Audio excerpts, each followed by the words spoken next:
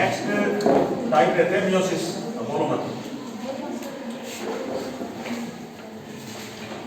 Last time पढ़ा हमने mitosis के बारे में, अब मियोसिस के बारे में पढ़ेंगे। मियोसिस इज कॉमनली प्रेजेंट इन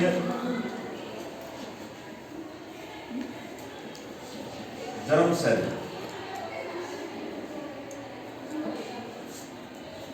एक साइंटिस्ट हुआ है बेंटन, आपने पढ़ा भी होगा इसको ड्यूरिंग क्रॉसिंग, और आप पढ़ते हो इसको। Explain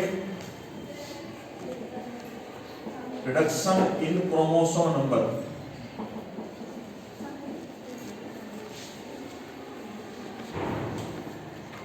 during gamete formation.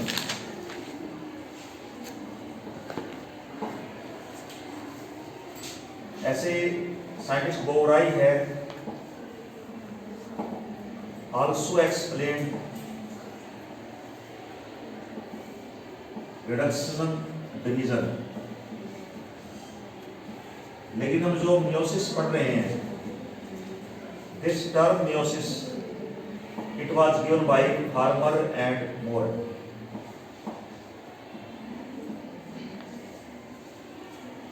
Term देने से पहले ये क्लियरली प्रूव कर दिया वॉन बेंटन ने, बोवराई ने, नेगली ने कि क्रोमोसोम नंबर रिड्यूस होते हैं ड्यूरिंग मियोसिस। अब मैं आपको ये बताऊं कंसेप्ट क्या है मियोसिस का। देखो आप कोई भी सेल लेके चलो, इस पॉइंट को क्लियर करना ध्यान से। सेल में क्रोमोसोम नंबर, मान लो ह्यूमन बीइंग का एग्जांपल लिया आपने लास्ट ईयर, क्रोमोसोम 46 है। जब मियोसिस होगी तो कितने सेल बनते हैं एक सेल से? 4 सेल बनते हैं। क्रोमोसोम क्या होगा इसमें? हाफ हो गए 23 ईच। पढ़ते ना आप ये? अब ध्यान सुनना चीज को।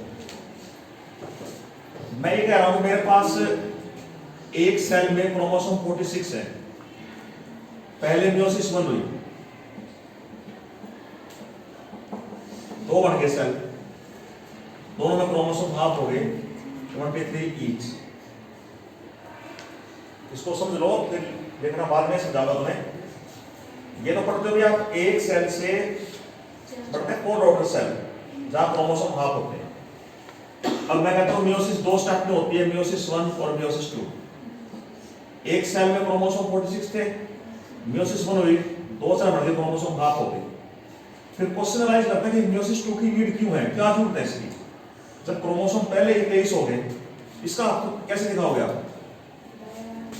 What is need of meiosis 2? एक क्रोमोसोम देखो आप कितना 46 है, मियोसिस 1 हुई, 2 बने सेल, क्रोमोसोम 23 हो गए इसमें। फिर क्या जरूरत थी मियोसिस 2 की? कंटेंट। कंटेंट तो यहाँ पे हाफ हो गया। जब 2 सेल बने, कंटेंट तो हाफ ही हो गया भाई। डिवीजन तो यहाँ भी हो गया भाई। 1 से 2 बन गए डॉटर सेल, क्रोमोसोम भी आधे होंगे, कंटेंट भी आधा होगा। इसकी नीड क्या है मियोसिस 2 की? क्रोमोसोम इक्वल आता है, इक्वल तो है 23 है। डायड क्रोमोसोम नहीं है, क्रोमोसोम तो पूरा पेयर ही रहेगा, डायड ही रहेगा। यहाँ क्रोमोसोम पेयर में थे, 23 पेयर थे ना, 23 पेयर थे। 23 यहाँ आ गई, 23 यहाँ आ गई। क्रोमोसोम 46 है, 23 पेयर हैं। उन 23 पेयर में से 23 क्रोमोसोम यहाँ रखती है, 23 यहाँ रखती है। तो फिर क्या जरूरत है मियोसिस 2 की? क्रोमोसोम भी आधे हो गए, कंटेंट भी आधा हो गया। Then what is need of meiosis 2? बताओ क्या नीड है? मियोसिस 2 तो होती है ना, 2 क्यों होती है? जब मियोसिस ने क्रोमोसोम भी हाफ कर दिया अपने, 23 पेयर में से 23 क्रोमोसोम यहाँ रख दिए, 23 यहाँ रख दिए, कंटेंट भी आधा आधा कर दिया। इसकी जरूरत क्या है? अब पहले आप इसको समझो, तभी जाके समझ में आएगा मियोसिस क्या है। इस कंसेप्ट को क्लियर करना आपने। क्रोमोसोम कितने हमारे पास? 46 है। जब भी डिवीजन होगा उससे पहले इंटरफेज होगा। इंटरफेज में क्या होता है? डीएनए कंटेंट डबल होता है। यानी क्रोमोसोम 46 है, इसमें डीएनए कंटेंट डबल हो गया। डीएनए हो गया कितने क्रोमोसोम का? 92 का हो गया। अब मियोसिस 1 होगी। जब मियोसिस 1 होगी नो डाउट क्रोमोसोम हाफ हो गए, क्रोमोसोम हाफ 23 डीएनए भी हाफ हो गया 46। आपके पास दो सेल बने तो इसमें क्रोमोसोम 23 है, लेकिन डीएनए कितने क्रोमोसोम का है 46। अब इसको बराबर होना है, इस डीएनए को इक्वल करना है, तो डीएनए को इक्वल करने के लिए क्रोमोसोम ये नहीं अलग होंगे, इसका डीएनए अलग होगा। 23 क्रोमोसोम का डीएनए यहां जाएगा, 23 क्रोमोसोम का डीएनए यहां पे आएगा। ऐसे ही जब ये दो सेल बनेंगे, 23 क्रोमोसोम का डीएनए एक सेल में आएगा, 23 क्रोमोसोम का डीएनए सेकंड सेल में जाएगा। यानी मियोसिस 1 तो होती है रिडक्शनल डिवीजन, जहां पे क्रोमोसोम हाफ होते हैं। 2 होती है इक्वेशनल डिवीजन, जहां इक्वल डिस्ट्रीब्यूशन किसका होता है डीएनए का होता है। यानी 1 तो क्रोमोसोम के लिए है और 2 डीएनए के लिए है, जो डबल था, इक्वल डिस्ट्रीब्यूट करना दोनों सेल में। That's why meiosis 2 is compulsory. ठीक है, यहां 1 होने के बाद क्रोमोसोम तो आपने हाफ कर दिए, लेकिन डीएनए क्या है इसमें डबल है। इसको इक्वलाइज करना है, इसके लिए क्या ऑपरेट करेगा इक्वेशनल डिवीजन। तो फर्स्ट डिवीजन कौन सा होता है रिडक्शनल, सेकंड कौन सा होता है इक्वेशन। समझ आ गया क्लियर? तो एक बार आप लिखो इसके बारे में ताकि आगे चले। इसका meiosis has 2 stages, meiosis has 2 stages. Meiosis 1 and meiosis 2, 2 stages, meiosis 1 and meiosis 2. Meiosis 1 is called as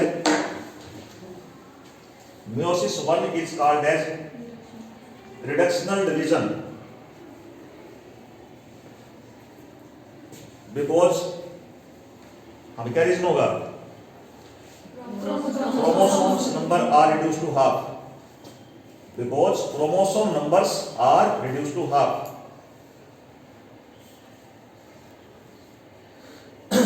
Meiosis 2 is called equivocal division. Meiosis 2 is called as equivocal division. Why? Equal distribution of DNA. Equal distribution of DNA from haploid cell. Equal distribution of DNA from haploid cell. अब जरा board पे ध्यान सुनो इस चीज को। Meiosis 1 आपने वैसे पढ़ी होगी छोटी क्लास में, इसको मैं बांटता हूं into 4 phases. Prophase 1, metaphase 1, anaphase 1, telophase 1। Prophase 1 की हमने बांटनी है 5 सब स्टेजेस। कई बार हम बांटते हैं 6 सब स्टेजेस, लेकिन जो मेन सब स्टेज 5 ही पढ़ेंगे हम। First is leptotene, second zygotene, third pachytene, fourth diplotene, fifth diakinesis. These are 5 sub stages of prophase 1: lactotin, zygotin, pachytene, diplotene and diakinesis. मैं सब स्टेज को डायग्राम से रिप्रेजेंट करता हूं। डायग्राम क्लियर है तो थ्योरी अपना क्लियर हो जाएगी। मैंने कल भी तुम्हें बताया माइटोसिस के बारे में, उसी वे से हम पढ़ाएंगे डायग्राम मियोसिस 1 की। देखो आपके पास ये सेल है, डायग्राम ड्रा करना प्रॉपर्ली। उसमें आप दिखाओगे न्यूक्लियस, एनिमल सेल आप दिखाओगे पेयर ऑफ सेंट्रियोल, अंदर कंटेंट है क्रोमेटिन का, और यहां है न्यूक्लियोलस। ये फेज इंटरफेज कहलाता है। और आप जितनी बुक आप पढ़ोगे या पढ़ के आए हो, बड़ा कंफ्यूजन रहेगा डायग्राम के अंदर। मैं आपको प्रॉपर इलस्ट्रेट करता हूं जो चीजें होती हैं इसके अंदर। ये इंटरफेज की स्टेज दिखानी है आपको। अभी आप जाओगे प्रोफेज 1 में, तो पहली सब स्टेज लैक्टोटीन की आएगी। इसमें ये तो है सेल का कंटेंट, सेल की मेम्ब्रेन, अंदर न्यूक्लियस की मेम्ब्रेन है, इसमें है न्यूक्लियोलस जो होता है स्टार्ट ब्रेक करना, सेंट्रियोल्स का पेयर था, ये मूव करते हैं पोल की तरफ, ऊपर निकलती हैं एस्टर्स, अंदर ना क्रोमेटिन। ये जो क्रोमेटिन था ये कंडेंस होगा, थिक होगा, और कंडेंस और थिक हो गए ये बनाएगा क्रोमोसोम। तो जब क्रोमोसोम दिखाओगे, क्रोमोसोम है तो इलोंगेटेड, काफी लंबे क्रोमोसोम होंगे इसके अंदर, लेकिन कंडेंसेशन स्टार्ट आती है इसके अंदर। ये क्रोमोसोम दिखा रहे हैं यहाँ पे,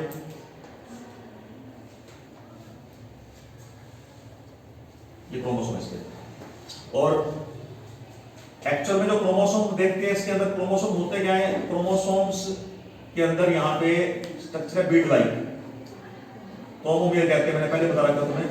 we can easily observe chromomere in leptotene stage. और होता क्या है, इसको ध्यान से, ये जो आपके पास क्रोमोसोम के एंड्स है, क्या नाम एंड्स का, टेलोमियर, ये बैंड करते हैं टुवर्ड सेंट्रियोल, यहां सेंट्रियोल थी, इधर बैंड करते हैं।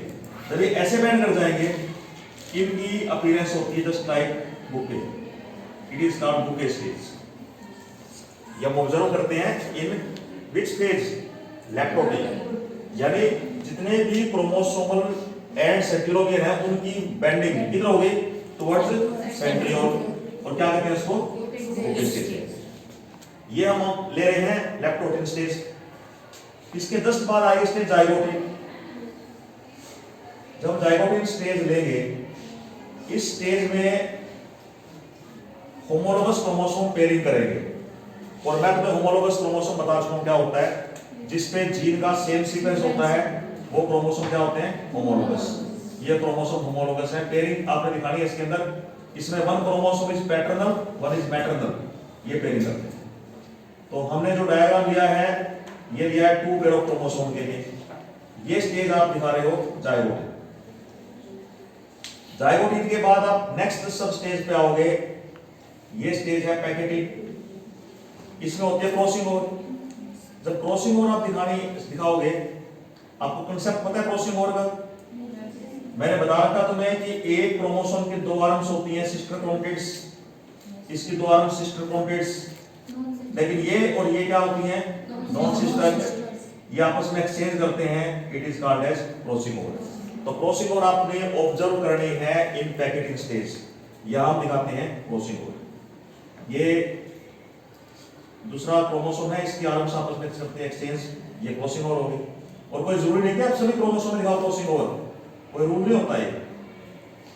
जैसे मैंने 2 क्रोमोसोम लिए हैं, 2 यहां लिए, ये 2 पेयर लिए हैं, तो मैं एक पे भी क्या दिखा रहा हूं, क्रॉसिंग। ये आप सोचो इस समय क्रॉसिंग ओवर दिखानी होती है, ऐसा कोई कंपल्सन नहीं होती इसके अंदर। और कई बार तो ऐसा होता है किसी एनिमल सेल में क्रॉसिंग ओवर ना भी हो।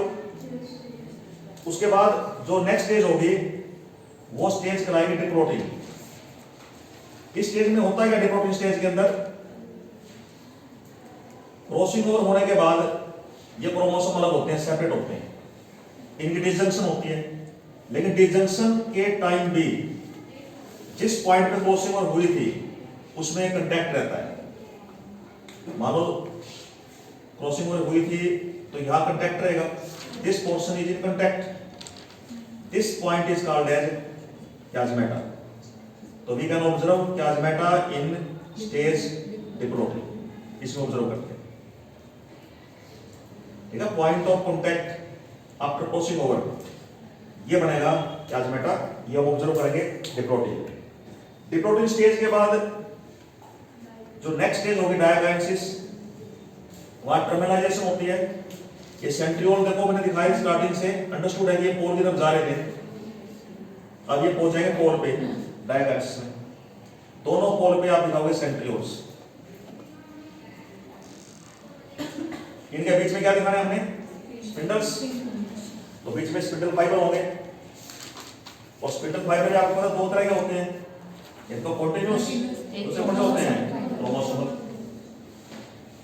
ये chiasmata ब्रेक हो जाएगा यहाँ पे, और chiasmata ब्रेक होने के बाद क्रोमोसोम्स अरेंज होंगे स्पिंडल के ऊपर, या अरेंज करेंगे क्रोमोसोम्स अरेंज एट स्पिंडल। ये स्टेज कहलाएगी लास्ट स्टेज डायगाइनेसिस। डायगाइनेसिस कंप्लीट होगा तो मेटाफेज 1 में आएंगे। जब मेटाफेज 1 के अंदर आएंगे, मेटाफेज 1 के अंदर वही है स्ट्रक्चर, सेंट्रियोल्स तो पोल पे हैं, यहां बढ़ती हैं एस्टर्स, बीच में क्या दिखाएंगे हम? स्पिंडल्स। ये स्पिंडल्स हैं इनके बीच में।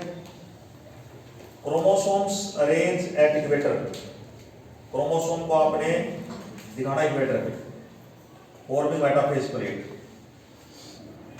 ये इक्वेटर का क्रोमोसोम।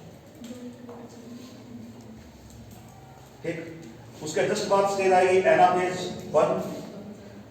एनाफेज 1 के अंदर वही स्ट्रक्चर है, सेंट्रियोल तो है पोल के ऊपर,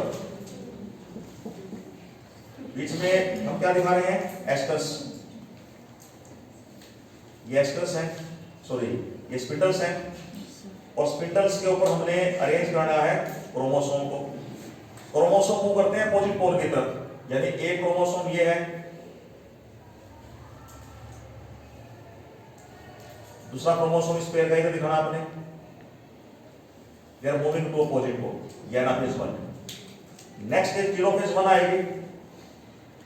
टेलोफेज 1 स्टेज के ऊपर क्रोमोसोम हो जाते हैं पोल के ऊपर, दोनों पोल पे आ चुके हैं, और दोबारा बढ़ती है न्यूक्लियस की मेम्ब्रेन, एक इधर बढ़ती है मेम्ब्रेन, एक इधर बढ़ती है, स्पिंडल फाइबर टूट जाते हैं, अंदर बढ़ता है न्यूक्लियोलस। और कई बुक में देखो आप, ये देखना क्रोमोसोम दिखाया होता है यहाँ पे, और कई बुक के दिखाते हैं क्रोमेटिन। कंफ्यूजन की जरूरत नहीं है, मेनली आपने क्रोमोसोम दिखाने हैं। यहाँ पे दो क्रोमोसोम इस पोल पे, दो इस पे। ये स्टेज क्या कहलाएगी? Telophase 1। This is lactotin stage. This is called zygotin stage. That is called pectidin stage. It is called diplotin stage. It is called diakinesis. It is called metaphase 1. It is called anaphase 1, and last is called telophase. तो diagram clear सबको भैया? अगर diagram clear है तो ये अपना clear हो जाएगी। इंटरफेज स्टेज थी, इस स्टेज में क्या चीज होता है, उसमें चेंज किया जाइगोटिन में, फिर पैकेटिन में, डिप्लोटिन में, डायकाइनेसिस में, मेटाफेज 1, एनाफेज 1, टेलोफेज 1। जाइगोटिन में क्या होते हैं? क्रोमोसोम होमोलोगस पेयरिंग करते हैं। होमोलोगस पे जीन का सेम सीक्वेंस होता है। पेयरिंग के टाइम पे एक क्रोमोसोम पैटर्नल है, एक मैटरनल है। अभी होमो थ्योरी में ये होमोलोगस पेयर होते हैं। डिफरेंस क्या है? डायकाइनेसिस ये, मेटाफेज 1 है, कहां अरेंज है? इक्वेटर पे। किधर है? कोई कहीं है, कोई कहीं, इरेगुलर रेंज है। ये इक्वेटर पे रेंज होंगे, दो बनेंगे मेटाफेज प्लेट, ये मेटाफेज 1 होगा। और एनाफेज 1 पे ये पोल पे जाएंगे। जो मेटल का साइकिल ना पड़ गया हो, इंडिपेंडेंट असॉर्टमेंट, वो प्रूव होता है भाई एनाफेज 1। और लास्ट में स्टेज कौन सी आती है? टेलोफेज 1। कर लिया ड्रॉ सबने? अब इसको ड्रॉ करना है, फोटोग्राफ लेना। पहले आप इसको लिख लो। You simple write stage first prophase 1। Prophase 1 longest phase of meiosis 1, longest phase of meiosis 1।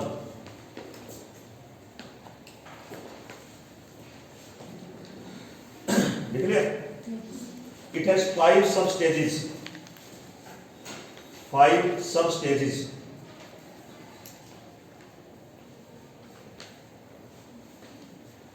लैक्टोटेन, zygotene, pachytene, diplotene and diakinesis. लिखा leptotene, zygotene, pachytene, diplotene and diakinesis. Write first sub stage लैक्टोटिन।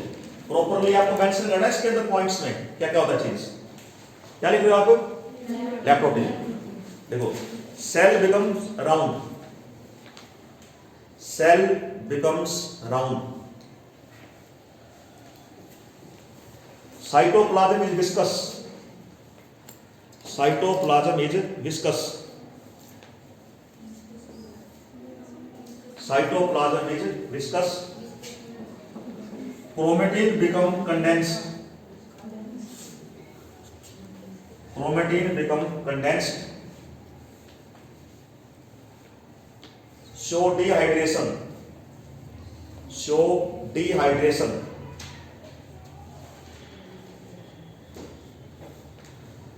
there is formation of there is formation of chromomere,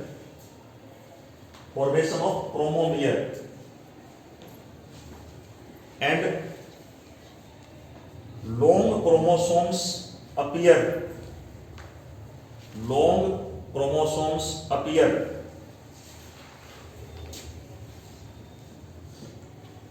with beaded arrangement,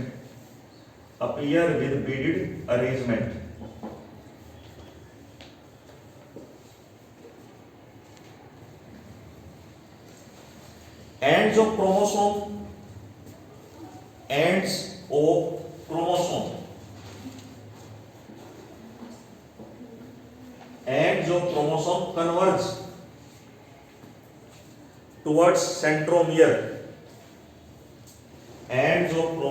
converge towards centromere,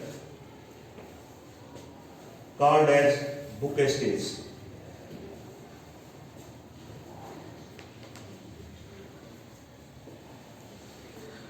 फिर हम आते हैं content के अंदर। Nucleolus start डिसऑर्गेनाइजिंग,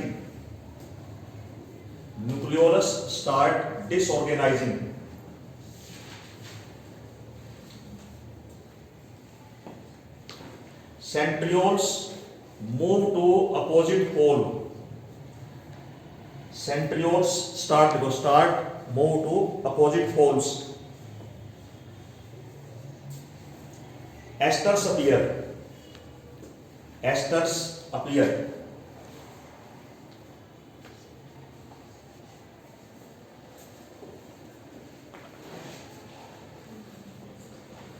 right? Next substage, zygote.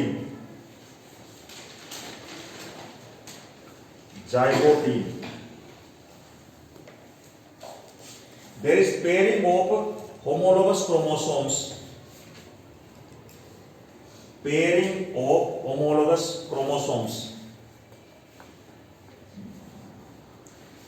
homologous chromosomes mean क्या मतलब है इसका? Having same sequence of gene. In homologous chromosome there is one paternal and one maternal chromosome.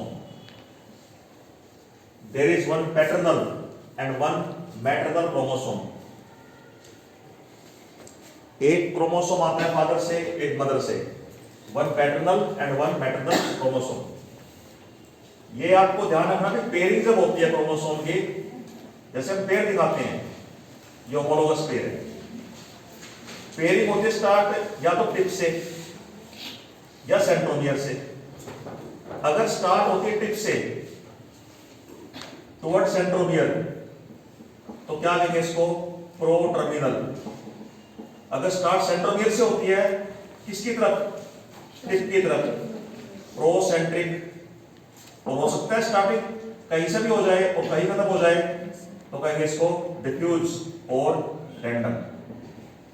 Pairing start from centromere towards tip, क्या कहेंगे? हाँ, starting from tip towards centromere terminal. हाँ, और कहीं से पेयरिंग होती है रैंडम। देखो होमोलोगस क्रोमोसोम पेयरिंग,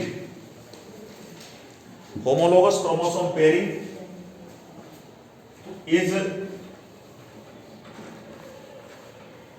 procentric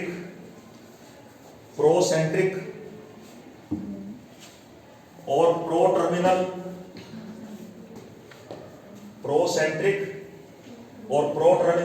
और रैंडम।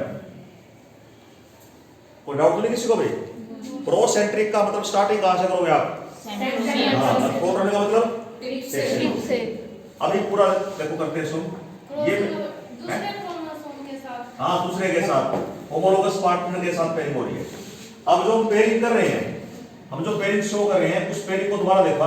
जैसे एक क्रोमोसोम मैंने ये लिया, एक क्रोमोसोम ही ले लिया, हम कहते हैं पेयरिंग हो रही है। अब पेयरिंग जब होगी, पेयरिंग को कहते हैं हम साइनेप्सिस। ये पूरा का पूरा एक पेयर, ये कहलाता है बाइवेलेंट। और पेयरिंग के लिए जो फोर्सेस काम करती हैं वो कहलाती हैं synaptonemal complex forces. We are using word synapsis for pair. Using word bivalent for pair of chromosome, और जो फोर्सेज इनके बीच में काम करेंगी वो क्या कहलाएंगे? Complex forces.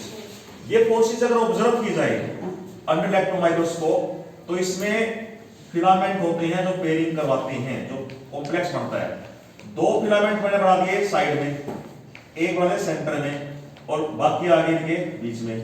तो जो फिलामेंट पेयरिंग के लिए रिस्पॉन्सिबल था जो साइड में है, ये कहलाते हैं लेटरल। ये तो क्या हो गए? लेटरल।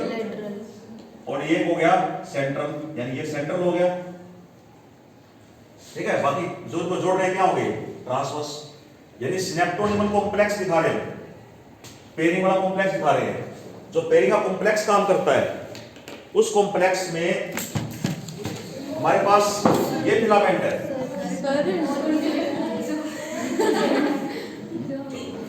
ये फिलामेंट है। कौन सा फिलामेंट है? ये लेटरल। ये कौन सा है भाई? सेंट्रल। और ये कौन सा है? ट्रांसवर्स। क्लियर? तो देखो, pair of chromosome, pair of chromosome is called as bivalent, is called as bivalent.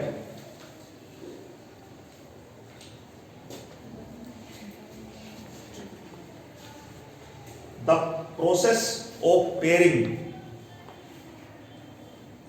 the process of pairing क्या कहलाएगा? It's synapses. Is it synapses? And the force of attraction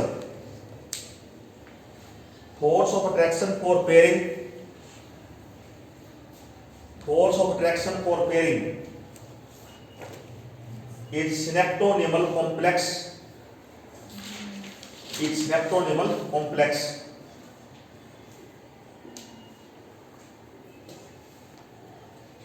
This complex has ribonucleoprotein complex, RNP complex, ribonucleoprotein complex having two lateral filament,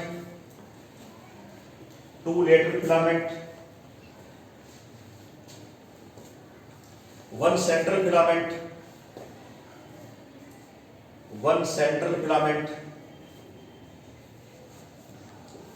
and number of transverse filament.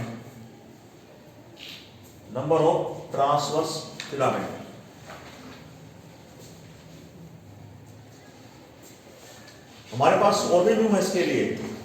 There is one more view.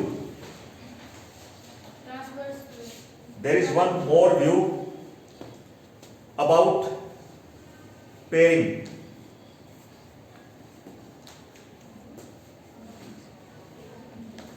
which include electrostatic forces, of attraction. Electrostatic force of attraction. अब हम उसके अंदर नहीं जाएंगे कि वो pairing कैसे होती है, हम स्टेज पढ़ रहे हैं। तो पहली स्टेज हमने ली इलेक्ट्रोटीन, फिर से कौन सी ली? जाइगोटीन। अब आ जाओ थर्ड सब स्टेज पे, पैकिटीन।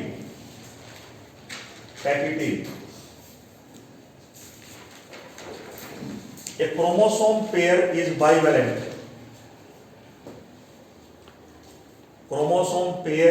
बाइवेलेंट, और बाइवेलेंट में कितनी आर्म्स होती हैं? 4। क्या कहते हैं इसको? Tetrad. It has tetrad of क्रोमटिड्स,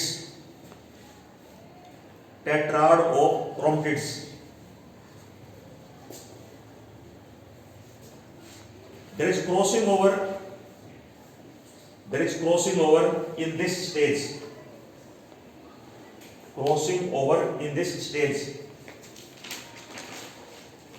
involving two non-sister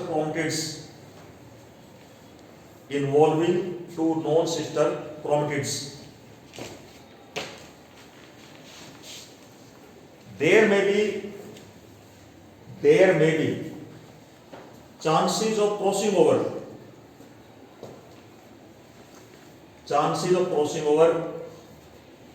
in all or variable chromosomes, सभी क्रोमोसोम में या कुछ क्रोमोसोम में, ऑल और वेरिएबल क्रोमोसोम्स। ये स्टेज कौन सी थी भाई? पैकेटिंग। अब देखो diplotene stage, diplotene stage.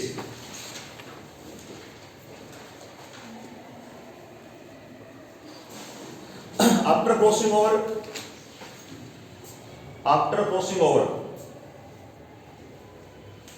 homologous chromosomes start disjunction.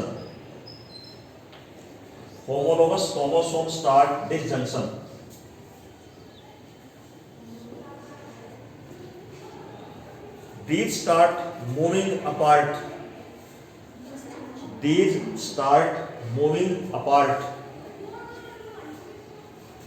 but remain in contact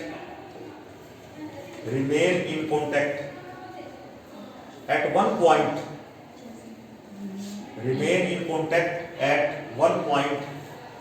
where crossing over has occurred.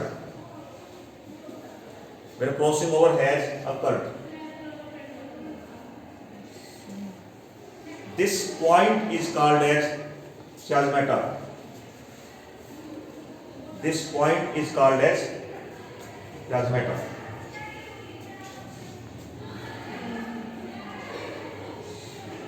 उसके बाद हम आते हैं नेक्स्ट सब स्टेज पे, diakinesis.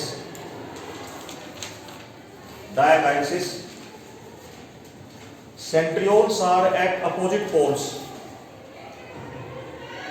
Spindles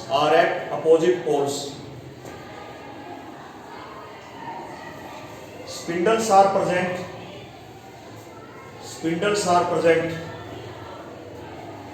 between centrioles.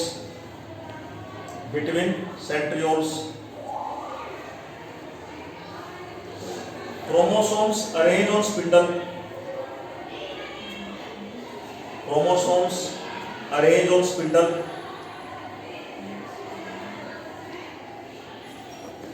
Spindle attach at centromere.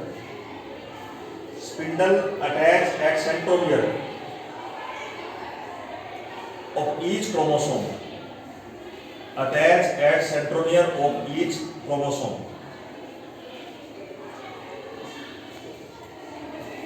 The breakdown of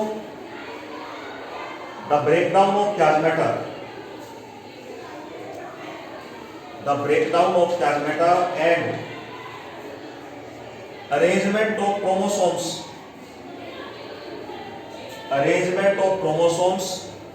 on spindle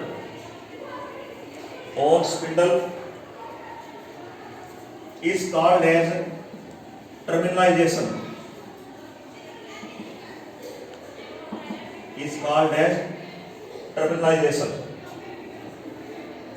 ये phenomena कहता है टर्मिनलाइजेशन का।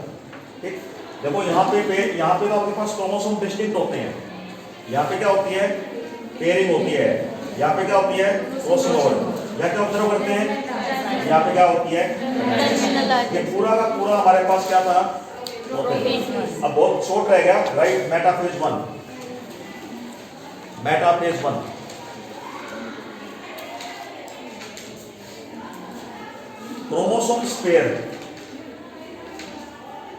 Chromosomes pair arranged at equator.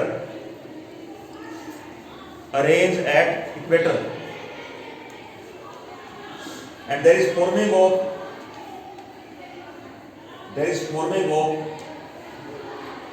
two metaphase plates.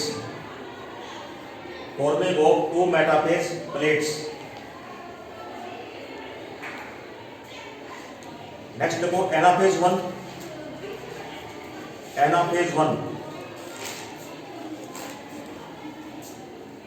Chromosome which are in pair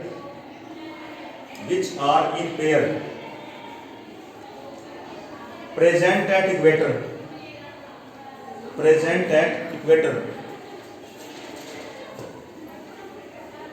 one chromosome move to one pole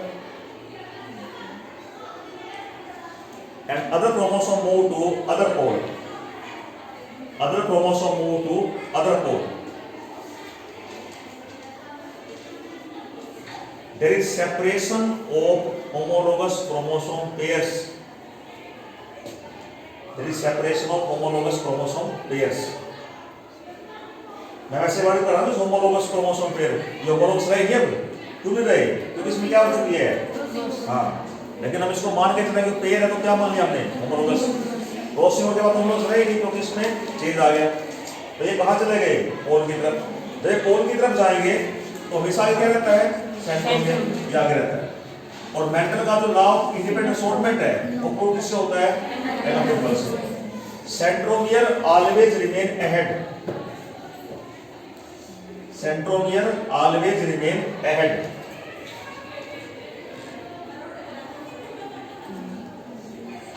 Mendel's law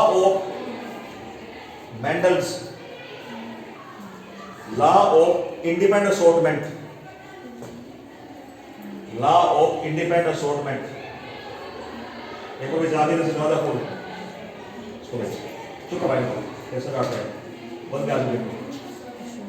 Law of independent assortment can be proved by anaphase one stage. Can be proved by anaphase one stage. देख लिया? तो stage कौन सी होगी? Prophase one, metaphase one, anaphase one. Right? Telophase one. Telophase one. अब देखो telophase one में क्या है? क्रोमोसोम्स दोनों पोल पे चले गए. स्पिंडल क्या हो गई? ब्रेक. न्यूक्लियस की वन दोबारा बन जाएगी. अंदर क्या बन जाएगा? न्यूक्लियोलस. ये भी मत कंफ्यूज करना आते हैं बुक में. क्या बात है इसका? क्रोमेटिन. कोई इस तरह क्रोमेटिन दिखा सकते हो इस तरह, लेकिन यूजुअली एनिमल सेल में क्या दिखा रहे हैं? क्रोमोसोम्स. तो अब लास्ट स्टेज देखें telophase one. At telophase one stage, at telophase one stage, chromosomes at each pole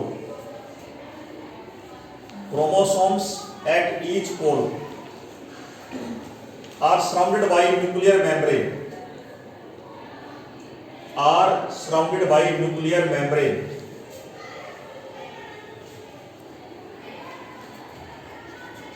Nucleolus appear.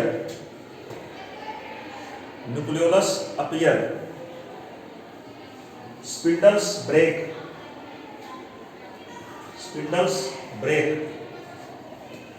So from one cell with one nucleus, कितने बड़े न्यूक्लियस? दो बड़े. We have two nuclei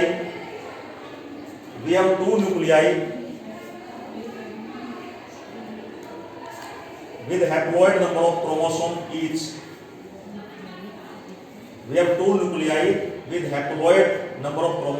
each.